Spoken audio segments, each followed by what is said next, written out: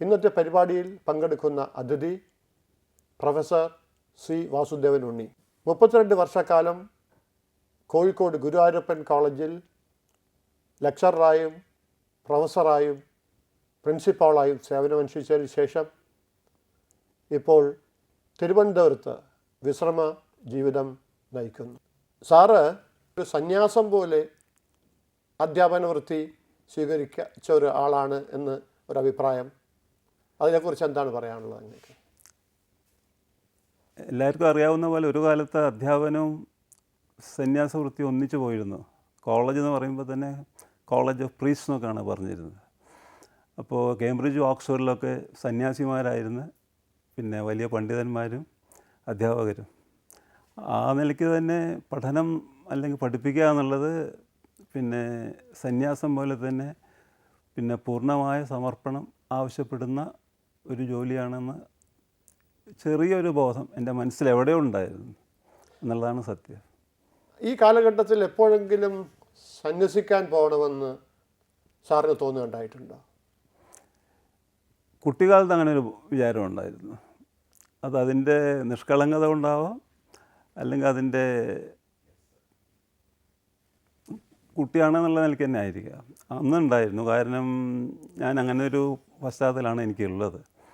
അതുകൊണ്ട് തന്നെ സപ്താഹം കേൾക്കുക എന്നൊക്കെ വരുമ്പോൾ എനിക്ക് അങ്ങനെ ഒരു വിചാരം ഉണ്ടായിരുന്നു. ഇത് വലിയൊരു കാര്യമാണ് ഭാഗവതം എന്നൊക്കെയുള്ളൊരു വിചാരം അന്നുണ്ടായിരുന്നു. അന്ന് ആരെങ്കിലും പ്രേരണ നൽകാനുണ്ടാകുമായിരുന്നെങ്കിൽ ജീവിതത്തിൻ്റെ വഴി തിരിഞ്ഞു പോകുമെന്നും സന്യാസിയായി മാറുമായിരുന്നുവെന്ന് അങ്ങനെ കരുതുന്നുണ്ടോ? അതൊരു വിഷമം പിടിച്ച ചോദ്യമാണ്. കാരണം നമ്മളിപ്പോൾ തിരിഞ്ഞു നോക്കുമ്പോൾ അങ്ങനെ ഒരു സാധ്യത ഉണ്ടോ എന്ന് ചോദിച്ചാൽ, ആ ഒരു പ്രായത്തിൽ സ്കൂൾ വിദ്യാർത്ഥിയാവുമ്പോൾ പല നിലയ്ക്കും ആത്മീയമായിട്ടും ദൈവികമായിട്ടുമൊക്കെ ബന്ധമുള്ള ഒരു പശ്ചാത്തലമുള്ളപ്പോൾ അതിനുള്ള സാധ്യത ഇല്ല എന്ന് പറയാൻ പറ്റില്ല. സന്യാസം എന്ന് പറഞ്ഞാൽ എന്താണെന്ന് നമുക്ക് മനസ്സിലാവാത്തൊരു കാലമാണത്. എന്നാൽ കൂടി ഇതിൽ എന്തെല്ലാം ഉണ്ട് എന്നുള്ളൊരു ബോധം ഉണ്ടായിരുന്നു. അപ്പോൾ ദീർഘകാലത്തെ ഈ സർവീസിന് ശേഷം റിട്ടയർ ചെയ്ത് കഴിഞ്ഞപ്പോഴാണ് അങ്ങക്ക് വിവാഹിതനാകണമെന്ന് തോന്നിയത്. അത് അധ്യാപക വൃത്തി അവസാനിച്ചു, ഇനി എനിക്കൊരു പുതിയ ജീവിത രീതി തുടങ്ങാം എന്നുള്ള നിശ്ചയത്തോടു കൂടി വിവാഹം ചെയ്യാൻ തീരുമാനിച്ചാണോ, അല്ലെങ്കിൽ അതിന് പ്രേരിപ്പിച്ച മറ്റെന്തെങ്കിലും സംഭവങ്ങളുണ്ടായോ ജീവിതത്തിൽ? അത് ഞാൻ എപ്പോഴോ പറഞ്ഞതുമാതിരി ഗൃഹസ്ഥാശ്രമ വാനപ്രസ്ഥം ഒന്നിച്ച് നടത്തുന്ന ഒരു ഏർപ്പാടാണ് ഇതെന്ന് വേണമെങ്കിൽ പറയാം. പിന്നെ അതിന് പ്രത്യേക കാരണമുണ്ടായിരുന്നു. കാരണം എൻ്റെ സഹായം, എൻ്റെ സപ്പോർട്ട് ആവശ്യമുള്ളൊരു വ്യക്തി ഉണ്ടെന്ന് എനിക്ക് ബോധ്യമായപ്പോൾ അത് വളരെ പ്രധാനപ്പെട്ടൊരു കാര്യമാണ് എന്നെനിക്ക് തോന്നി. അങ്ങനെയാണ് ഞാൻ വിവാഹിതനാവണത്. അല്ലാതെ അതിന് വേറൊരു പരിവേഷമൊന്നുമില്ല. അതല്ലെങ്കിൽ എന്തെങ്കിലും ഒരു ആധ്യാത്മിക ചിന്തയുടെ പ്രേരണ കൊണ്ടാണ്, അല്ലെങ്കിൽ ഏതെങ്കിലും ഒരു ചിന്താഗതി അങ്ങേ സ്വാധീനിച്ചുകൊണ്ടാണ് ഇങ്ങനെ ഈ ഒരു തീരുമാനം ജീവിതത്തിൻ്റെ സായാഹ്നത്തിലേക്ക് കടക്കുമ്പോൾ കൈക്കൊള്ളാൻ ഇടയായത്? മറ്റുള്ളവരുടെ പ്രയാസങ്ങൾ മനസ്സിലാക്കുക എന്നുള്ളത് എപ്പോഴായാലും സ്വീകാര്യമായിട്ടുള്ളൊരു ചിന്താഗതിയാണ് എനിക്ക് തോന്നുന്നത്. പിന്നെ അങ്ങനെ വന്നു പെട്ടുവെന്നേ എനിക്ക് പറയാൻ പറ്റുള്ളൂ. അല്ലാതെ പ്രത്യേകം ഒരു തീരുമാനം എന്നുള്ളതല്ല. പിന്നെ മറ്റുള്ളവരെ സഹായിക്കുക എന്നുള്ളത്, മറ്റുള്ളവരുടെ കഷ്ടപ്പാട് മനസ്സിലാക്കുക എന്നുള്ളത്, അത് പലപ്പോഴും പല നിലയ്ക്കാവാം. ഇതേ ഒരു വിവാഹത്തിൽ ചെന്ന് കലാശിച്ചു എന്നാണ് പറയേണ്ടത്. സാറിൻ്റെ മനസ്സ് പക്വത ആർജിച്ചതിന് ശേഷം ഉള്ള ജീവിതത്തിൽ എന്തെങ്കിലും ഒരു ശക്തി അങ്ങേ നയിച്ചുകൊണ്ടിരിക്കുന്നതായി അങ്ങക്ക് അനുഭവപ്പെട്ടിട്ടുണ്ടോ?